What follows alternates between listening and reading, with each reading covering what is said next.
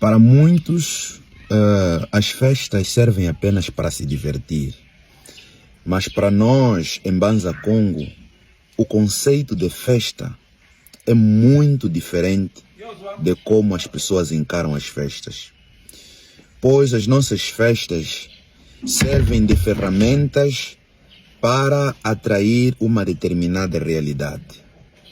Por exemplo, nós estamos dentro desta sábala ou dentro desta semana a festejar a festa de Mbolo Nzilemvwa Funuswa, ou seja, festa dos pães sem fermentos. Este é o tema enigmático, este é o tema simbólico, mas na verdade é a festa do conhecimento da verdade.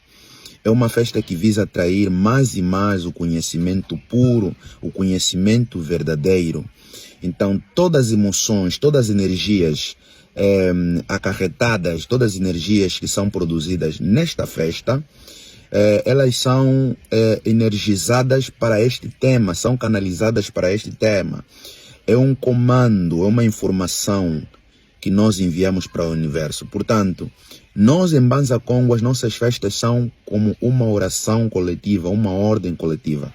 Nós comemos, bebemos, dançamos, festejamos, toda aquela emoção, essa energia é canalizada para o universo conforme a informação que é o tema da festa. A festa dos pães sem fermento, a festa do conhecimento. Lá no mundo fora, muitos têm estado a festejar festas assim anarquicamente, sem saber para onde são canalizadas essas energias. Então, nós em Banza Congo, repito, a nossa festa é uma oração, porque é uma ordem, é um pedido ao universo para a atração de uma realidade. Por isso é que nós temos variedíssimas festas. E você, sabendo disso, será que vai continuar a festejar o Dia das Mentiras?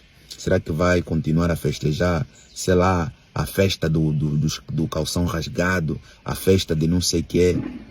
Para onde vão as suas energias quando você vai para essas festas? Para onde vão as suas energias? Já se perguntou por que, por exemplo, que você, para que você que é cristão, nas Bíblias, você encontra várias festas, festas da colheita, festa de lua nova, visam o quê? Então, hoje, aprenda já que as festas também são ferramentas para atrair realidade, porque elas formam uma egrégora. Esta egrégora é o fluxo energético que se forma em cada festa. Então fica atento, não dê as suas energias para qualquer entidade que por meio de certos temas festivos canalizam essas energias. Não festeja à toa, tá bom?